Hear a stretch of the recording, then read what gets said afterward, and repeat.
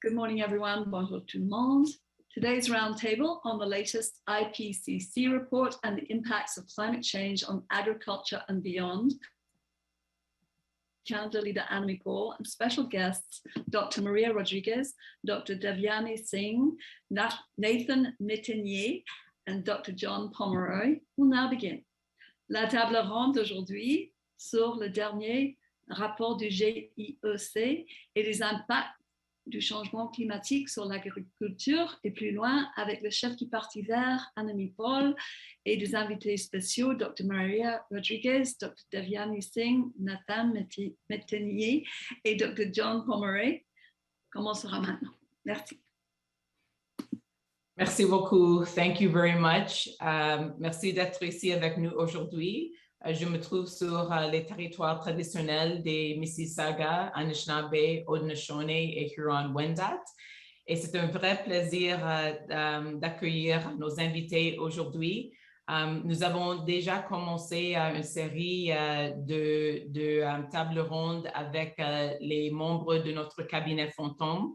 Et aujourd'hui, j'ai le plaisir d'introduire et d'avoir en présence le membre de notre cabinet fantôme, un des membres de notre cabinet fantôme responsable pour la relance verte, Dr. Singh, et aussi d'avoir le membre de notre cabinet fantôme responsable pour l'agriculture et la revitalisation rurale, Dr. Rodriguez.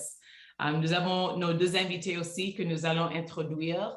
Le but de notre conversation aujourd'hui, c'est de discuter dans un peu plus de profondeur les résultats du groupe qui est contenu dans le rapport d'évaluation de le groupe de travail du groupe d'experts intergouvernemental sur l'évolution du climat.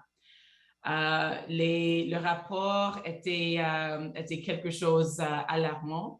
Ça a vraiment sonné la sonnette d'alarme.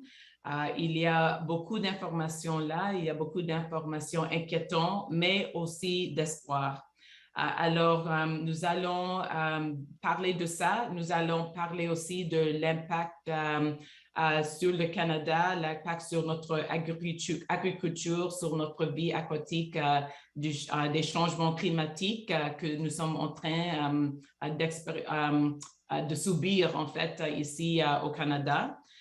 Et nous allons comme toujours parler des solutions. Le but, comme toujours, c'est d'offrir une plateforme à nos invités pour partager leurs connaissances et aussi pour partager leurs solutions. So thank you very much for everyone for joining us today. It is a real pleasure for me to have with me two of our members of our shadow cabinet. As some of you will know who have joined us before, we are introducing the members of our shadow cabinet and benefiting as quickly as we can from their experience and knowledge. And so in that respect, I'm thrilled to have Dr. Singh with us today, who is one of our critics for the green recovery, and also Dr. Rodriguez, who is our agriculture and rural revitalization critic. I'm very, very pleased to have our special guests as well, Dr. Pomeroy and Nathan Métainier. As always, the intention here is to give ample opportunity to them to share their knowledge, to share their assessments, and also to share their policy prescriptions with us. And we have a lot to unpack. We are going to be speaking about the most recent assessment of one of the working groups of the UN Intergovernmental Panel on Climate Change. We're going to be talking about the impact of what they have told us about in their report on Canada. The report was very sobering reading. I know many people are frightened, many people were alarmed, many people are at risk of feeling quite hopeless, but there is hope contained in that report, even amongst all of the very concerning news. And so we're going to be talking about that.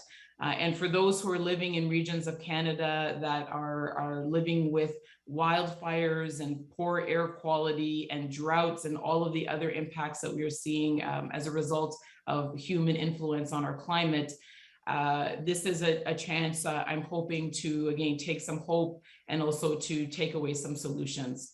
And with that, I'm going to ask each of our guests first to introduce themselves and then to share a couple minutes of their thoughts on these particular matters and within their areas of expertise as well. We'll begin first with our critics and then end off with our two special guests. Dr. Singh, would you like to start us off? Thank you, Annamie. I'm Devyani Singh, and I'm speaking from Vancouver, which is on the unceded and traditional territories of the Squamish, the Musqueam, and the Tsleil-Waututh Nations. Reading the report on Monday, as Annamie mentioned, was quite sobering. And as a climate scientist and a person who's been working on this and trying to advocate for stricter climate action, it was, I won't lie, infuriating as well to see how little we do and how much has been done. And just looking at the lip service being paid by politicians, I'm not just saying provincially in BC or federally in Canada, it is also worldwide. You know, one minute we say we'll ban plastics, the next we build pipelines to Indigenous territories. And we can see, you know, with all the wildfires that are happening right now, I can speak from my BC perspective. You know, we've been lucky in a way in Vancouver. Our air quality hasn't gone as bad as it is in the interior, but wildfires are going to become more frequent, more intense. We today are entering our second heat wave of the season in Vancouver. And so the timing of this meeting and the report is crucial, where, you know, we've almost had 2 months of no rain, and we're technically a temperate rainforest, and not just forests and, you know, land, but we often tend to ignore the impacts climate change has on the oceans, because we don't really, you know, we're not living in it. And unless, you know, our livelihoods are dependent on it, we don't really pay too much attention. And, you know, all this carbon dioxide and other greenhouse gases that, you know, we put into the atmosphere, the oceans have been taking the brunt of the heating over the, you know, this time period. And it will continue to, as we see in the report, and that the different scenarios that the oceans will be taking, especially in the lower degree scenarios, and, you know, will be taking a major part, over 55% of the, you know, heating that we are causing into the atmosphere. I mean, atmosphere and the oceans. And what does this mean? What does it mean if the oceans heat up? It's causing acidification of the oceans. And, you know, whether we like it or not, but we are dependent on the marine life and those ecosystems that belong here. And, you know, so it's very important, and I would really like to see stronger climate action. I would like to see a managed wind down of our fossil fuel industry to include scope 3 emissions in whatever targets we are looking into in emissions reductions, and, you know, just ensure that we have a just and equitable transition in the coming decade. Thank you. Thank you very much, Dr. Singh, and we'll pick up on some of those themes shortly. Dr. Rodriguez, from your perspective, again, as an expert in agriculture, we see reports here and there about this, but perhaps you can give people in Canada a snapshot about the impact that the last few months has had on agriculture and on regions that are particularly dependent upon it. Yes, good morning, everybody. Thanks for being here today. I am Maria Rodriguez, and I'm joining from Montague, Prince Edward Island, which is is part of the traditional and unceded territory of the Mi'kmaq people. And I'm happy that we will be talking about agriculture today, and I think it is very timely in the aftermath of the release of the IPCC report, which is informing us of the many terrifying ways in which climate change is accelerating its effects.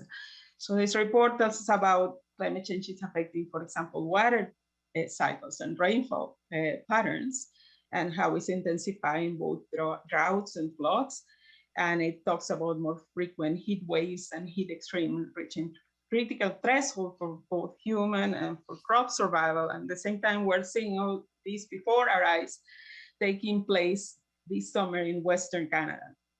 So as we were discussing earlier, this is timely, but I think it's going to keep being timely for a very long time. This discussion is also timely, and it's happening ahead of another, perhaps less publicized event, also UN event, the Food Systems Summit that is being called by the United Nations to take place in New York this fall, which is being boycotted by various peasant and indigenous movements and scientists because they claim that the experts and groups that represent the industrial agriculture model and control large parts of the food supply nowadays are driving the agenda. As in climate policy circles, there's often discussion on whether we should focus more on climate change mitigation or adaptation measures, given that the threat is already here and it's just, and I think the good news for agriculture is that in agriculture, climate change mitigation and adaptation are not competing goals, because the same changes that we can make to contribute to reduce emissions and to retain more carbon in the system, such as regenerative practices, diversify landscapes, moving away from intensive livestock operations, et cetera, will also improve adaptations, because these changes will improve resilience in the face of things that we're seeing, such as drought, floods, pests, diseases, and other climate-related threats. We have a very large component of our food system in North America and in Canada, which is based on monocultures, it's based in intensive livestock operations. And these systems are less resilient and more vulnerable to all these pest diseases and weather extremes. And another problem is that in these value chains, in these supply chains, these large corporate buyers transfer more of the business risk to farmers. So what we are seeing in the prairies right now, with people losing crops or not being able, or losing livestock because they can't produce enough forage, is the farmer who's suffering. It's that's where the business risk is transferred to. And I think we can reprofile our policies to help people to shift toward farming systems that are based in ecological principles, that work with nature, not against it.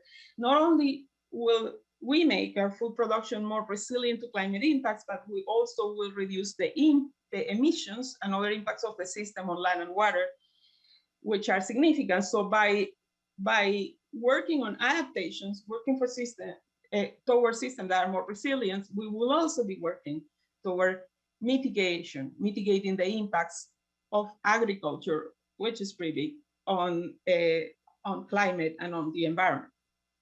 Thank you, Dr. Rodriguez. Dr. Pomeroy, if you could just kindly introduce yourself first, and then share I'm sure you've been thinking a great deal about all of this over the course of this week and beyond. If you can just share some of your observations with us, please.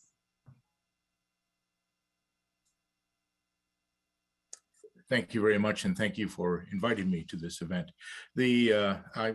My name is John Pomeroy. I'm a distinguished professor of geography and planning and Canada Research Chair in Water Resources and Climate Change at the University of Saskatchewan.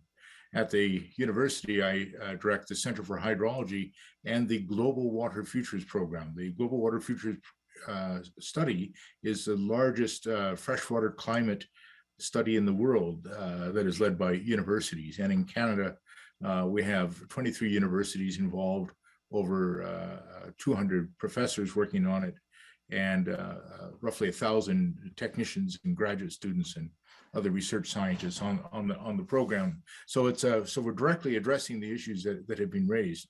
And it's certainly a topic that I've devoted my life to studying.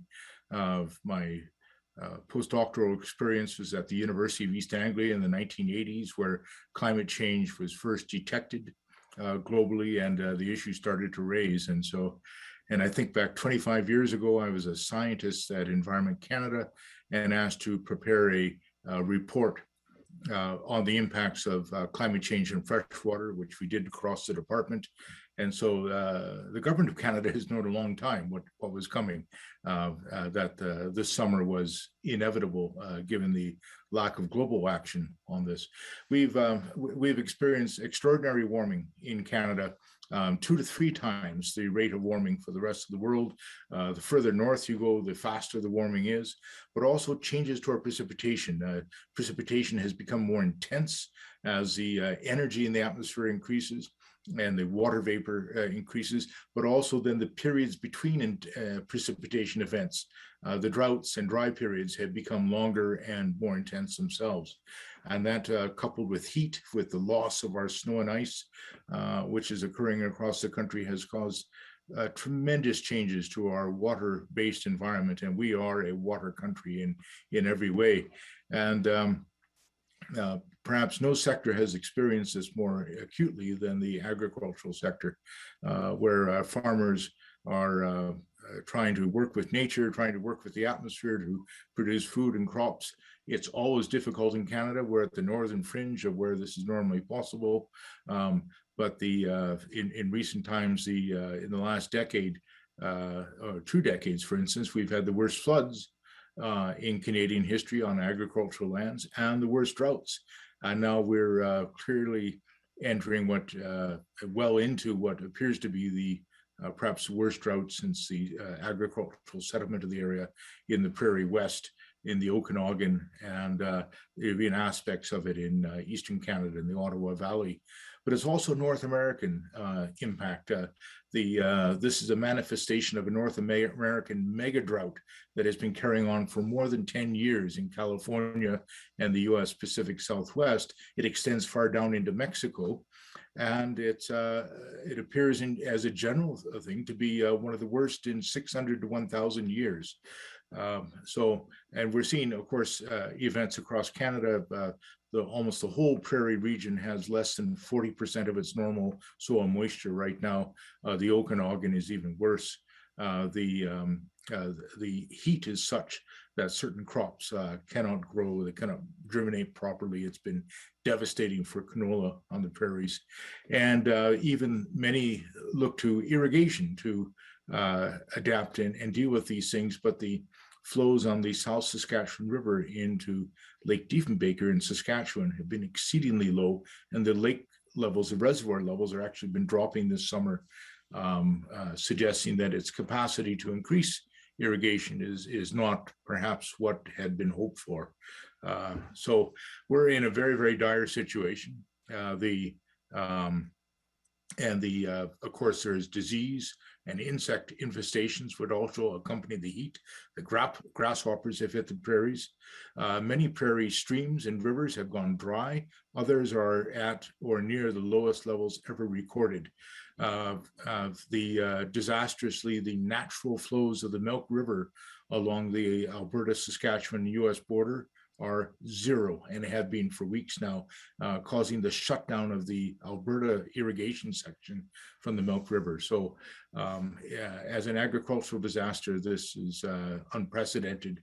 And the next impacts are on our lakes and groundwater. These take longer to work through, but the increased algae blooms on lakes, dropping lake levels, and then the dropping groundwater levels, which will affect water supplies for many rural residents and rural communities.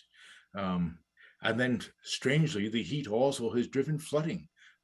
So some of the mountain glaciers in the Rockies are melting at the fastest rates we've ever measured. I'm estimating about 7 meters of melt for some of the glaciers we're monitoring the Rockies downward this summer. That's caused twice the normal flows on the Sunwapta River, but also the headwaters of the Yukon River have had such rapid snow and ice melt that it caused the flood of more than a century in Whitehorse, the highest flows since records began in 1902, and many homes damaged and sandbagged communities to protect them. So we're in a terrible situation now. The IPCC nailed it with a report, and I'm so glad that they finally came through very clearly and used the word unequivocal, because it is the disaster of our civilization, and one that we could have averted, and one that we can still avert to some degree with rapid action. Thank you. Thank you very, very much for that. And that is a very important point. I don't think many folks realize that IPCC assessments and reports actually tend to skew conservative in the sense of being, they're a consensus document. And so if anything, the situation is perhaps even worse than the reports that historically have outlined. So it is a very important milestone for the IPCC, well, this working group of the IPCC. Nathan, alors, si vous voulez vous introduire et puis quelle est votre évaluation de le rapport et surtout dans le contexte canadien. I'm just hoping that you can introduce yourself and tell us what your assessment of the report is, and particularly in the context of Canada. But I mean, feel free. You are an advisor to the UN Secretary General, so the global perspective is of course very welcome as well. Merci beaucoup et merci beaucoup de m'inviter, et merci aussi aux différents scientifiques qui sont intervenus auparavant. Je pense que c'est très clair, et je pense que l'une des choses qui exemplifie le mieux ce que Dr. Pomeroy vient de dire, c'est qu'au même moment où BC expérimentait les plus dures chaleurs de son histoire, l'Allemagne était dévastée par des crues extrêmement intenses.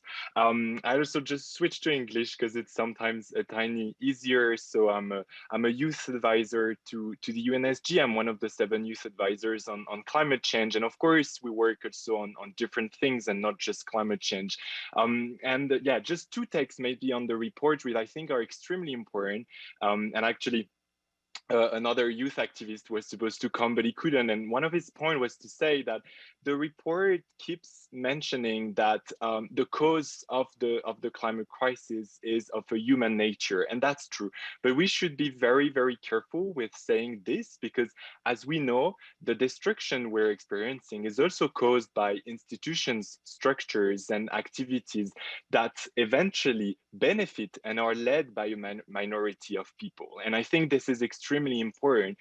We've seen with the pandemic in the past year and a half that the rich have become wealthier than ever. And I think this is extremely concerning because, of course, the situation we're in today, we're all responsible for it, of course, but very, very different levels of responsibility as well. And I think a second thing, which for me is très, très importante, et je pense qu'il faut vraiment regarder aussi les différents scénarios, c'est que quand on regarde aux scénarios les plus optimistes qui nous sont donnés dans le rapport du GIEC, la solution est par une action politique extrêmement forte. Et je pense sincèrement que pour parvenir à ça, il n'y a pas mieux que d'investir dans des leaders qui viennent des territoires, qui viennent des communautés marginalisées, pour vraiment pousser en dehors de nos institutions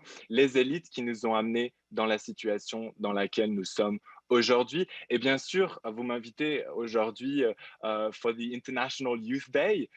Et donc, c'est très, très important aussi de parler de la jeunesse, parce que la réalité, c'est qu'aujourd'hui, moi, à 22 ans, ou bien sûr, ma nièce ou mon neveu qui viennent de naître, nous allons nous retrouver dans une situation qui va être encore pire qu'aujourd'hui, et j'imagine bien que tout le monde est au courant que le rapport montre que dès 2030, nous aurons épuisé notre carbone budget. Et je pense que ça, c'est quelque chose qu'il faut rappeler en permanence, et surtout appeler dès maintenant, que ce soit les organisations politiques, les institutions ou aussi tout autre acteur, à investir massivement dans la jeunesse, parce que si nous ne sommes pas prêts et si surtout nous n'avons pas appris des erreurs qui ont été faites dans les 50 dernières années, j'ai bien peur que nous n'arriverons pas à régler la situation dans laquelle nous sommes. Voilà, 2 points, 2 éléments de mon avis sur le rapport.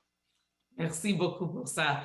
I want to ask, we certainly will be returning to this theme over and over and over again. But with the time we have left, I wanted to ask, maybe to draw some attention to the importance of limiting warming, because we read very clearly rather in the report that a certain amount of increased warming is locked in at this point, that we can expect warming to continue even if we were to drastically reduce emissions. But the IPCC also made the point that limiting any incremental increase that we could prevent above 1.5 degrees Celsius was very important. And I'm wondering, I'll start with you, Dr. Pomeroy, and then anyone who wants to jump in can. Why is that so important? I think it's sometimes difficult for the layperson to understand why it is so important to try to limit global average temperature warming to at or below 1.5 degrees Celsius. Why is it important for Canada and for the sectors that you mentioned in your opening remarks? Yes, I'd be happy to address that. There's nothing magical about 1.5 degrees Celsius. Most of us probably wouldn't notice the difference between a 30-degree day and a 31.5-degree day. It's the atmospheric dynamics and the changes to the ecosystems and water that are associated with temperature rises of 1.5 or 2 degrees. As we've seen this summer, 1 degree is too much. We're already in what I think most would consider unacceptable impacts of climate change in Western Canada, and the summer is not finished yet with heat waves to hit Ontario and southern Quebec as well. So the point is to keep the increases as small as possible. When we start looking at the business as usual predictions for greenhouse gas concentrations in the atmosphere, they're terrifying. They suggest by the latter part of the century, even in Canada, conditions becoming unlivable and unimaginable. And they produce conditions over much of the planet where the what's called the wet bulb temperature, essentially the humidex, becomes enough that it's lethal for humans in large parts of the planet over a significant portion of the year. Air conditioning won't get us through that. And these many of the countries are developing and don't have that anyway. So this is really terrifying. If we can keep it to 1.5, and I think a lot of scientists would say, I wish we could keep it to what we have today, we're still going to lose the mountain glaciers in British Columbia and Alberta. We will still have massive droughts and massive floods throughout Canada. We will have problems with shipping on the Great Lakes. We will have permafrost thaw degrading our highways and infrastructure in Northern Canada. We will have problems with ocean fishing because of reduced inflows and changing inflows of fresh water and algae blooms in our lakes and other problems, and the forest fires will carry on. But they will be relatively manageable with strong reductions. If we have minimal reductions or fail to reach our goals, which has been our consistent history in this country, then we have things that are, I don't think Canada will survive the impacts that we're looking at by mid to late century, and we will be one of the most favored countries with many others collapsing beforehand. And so we basically face a collapse of the global civilization, massive relocation. Look at what's happening in North Africa and the Middle East right now, and even the impacts of severe drought and heat 12 to 13 years ago that preceded the Arab Spring and other insurrections and rise of extremist movements. This can be too much, and it can push our civilization over the edge. So it's an imperative that we do this and do it now and do it quickly. Thank you very much for that. And yes, you're absolutely right that I would say most global security analysts consider the climate to be the greatest threat multiplier that we face.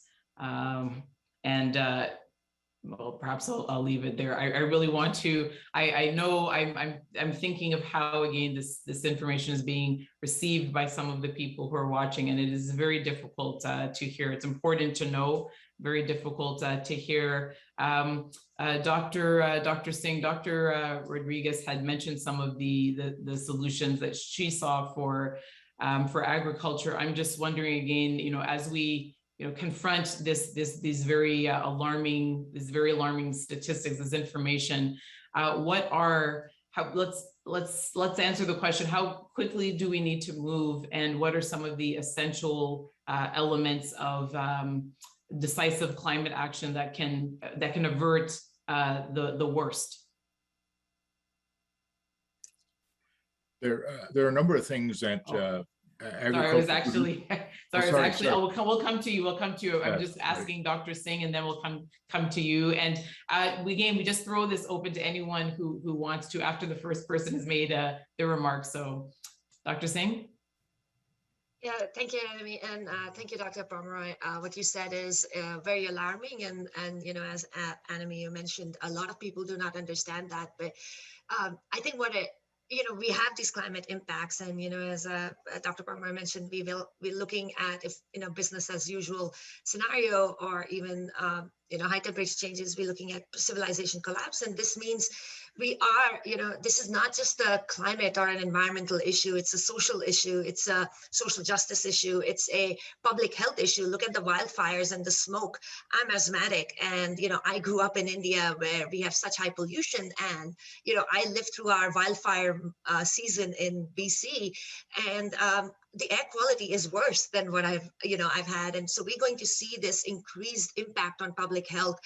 It is a national security issue, as Dr. Pomeroy also mentioned, because Canada would be favored when it comes to our water resources, which will be depleting and are under stress from climate change. But, it's a national security issue. It's a affordability, it's a housing issue, because in the heat dome we had so many people die in British Columbia because we do not have the air conditioning. And it's interesting because I come from India, where I grew up, and the melting glaciers, I grew up in the Indian Himalayas, the wildfires, the droughts, the flooding, not having AC, the heat waves, then the cold waves, these were normal. And and now I'm here in BC and I'm experiencing the same. And these impacts have reached sooner than I think we had expected in Canada. And so what we need to do is, we don't need to just look at net zero in 2050. In fact, there's some research out there that says that the developing countries and the high emitting countries should be reaching it by 2035. We should also be looking at net negative, because what we've already put in motion, even if we go net negative, we will still continue losing our ice caps. We will still continue losing that glacial melt. And, it is a global issue.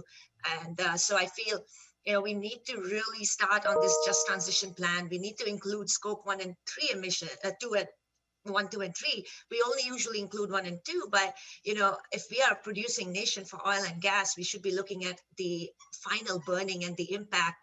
And so we really need to look into just transition and ensure that the people who got us here, who worked in the energy industry, we don't leave them behind. I'm sorry, that's my puppy. Okay. I think we have plans, and we need to look into this green recovery. We are in a wonderful position where we can come out of this pandemic and really, really hit this nail on the head, and we can take real climate action. Great. Nathan had mentioned, I can't remember in which language, the importance of having new decision makers, new policy makers at the table, people who are most directly impacted, and also in recognition of the fact that you have mentioned, Dr. Singh, and all of you have mentioned that those who have been least responsible for the increase in global average temperature are going to be and have been the most severely impacted and will continue to be. That is one part of the solution. Dr. Singh, you mentioned some others. Excuse me. Excuse me, my voice today, I apologize.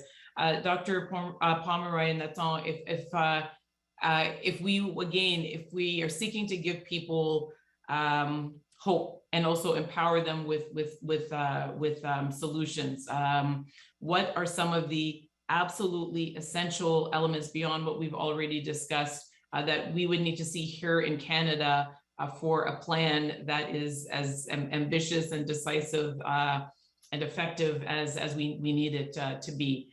I'll start with you, Nathan, and then you, Dr. Pomeroy. Dr. Singh, I know that if you have to go, we understand. I think we're going to be wrapping up in the next 5 to 6 minutes, but just wanted to say that. Nathan? I'll be very quick, but I think what Dr. Singh just said is very, very important, because the IPCC is a report for climate change. It's an expert report, but we as activists, as political parties, are people who want to make progressive change, really need to push for everyone to understand that this climate crisis is as much a social crisis and as much a biodiversity crisis. And so we really, really need to make sure that with the emergency we're gonna be in the next years, we also look at the most marginalized, that we also make sure that this is a fair transition. So of course, it's a matter of creating carbon markets to phase out fossil fuel subsidies, but also looking at some social solutions, such as taxing international finance, taxing this ultra rich that are more and more numerous, while all of us are struggling and experiencing the effects of the climate crisis. And I think this is the most important, is taking this report, making sure out there everyone knows this unequivocal state of the planet, but yet we'll also need to call our leaders for systemic solutions that are fair and just. Thank you. Dr. Pomeroy? Yes, well, there are things we can do in Canada.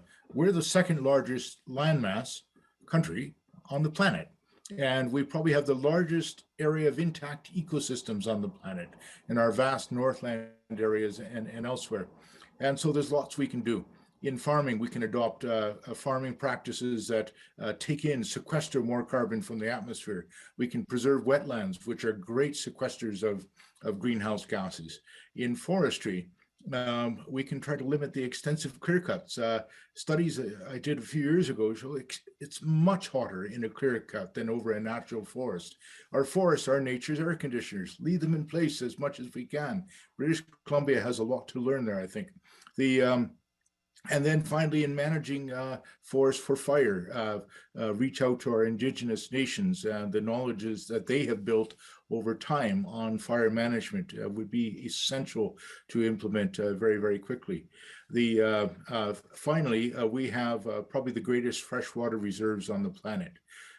We will almost certainly have pressure from our neighbors to the south as California and the Southwest run out of water, which is happening right now.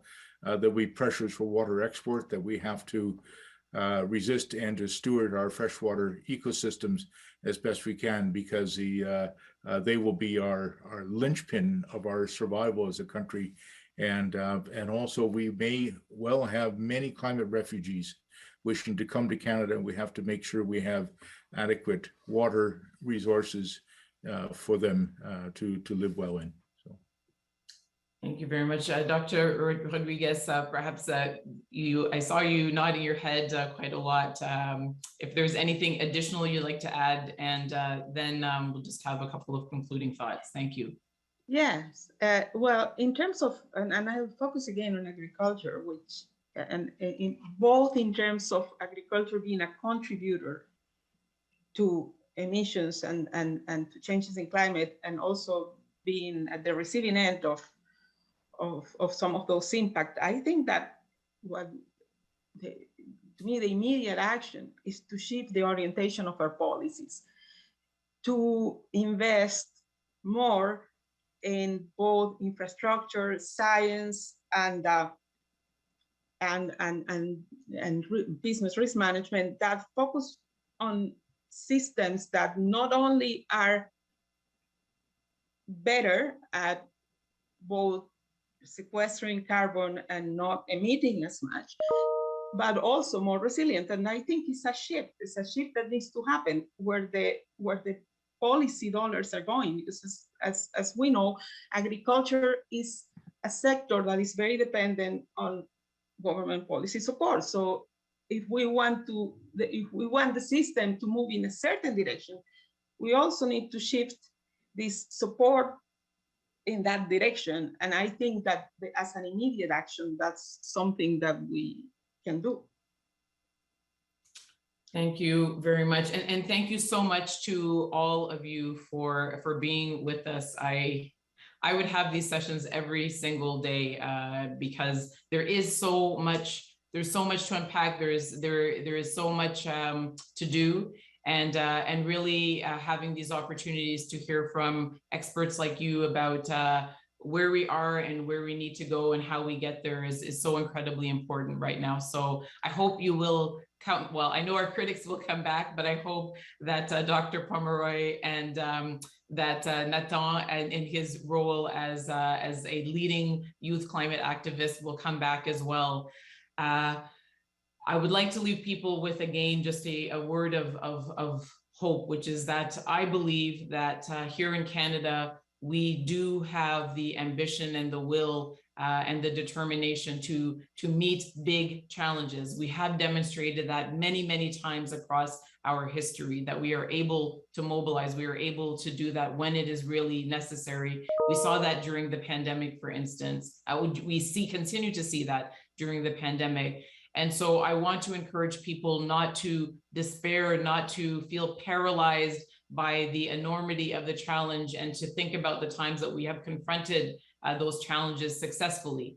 And also to think of the opportunity that we might actually emerge having put in place something that is far more sustainable and that really reflects a more positive way of life for people in Canada. That is really important, that we feel determined as opposed to despair.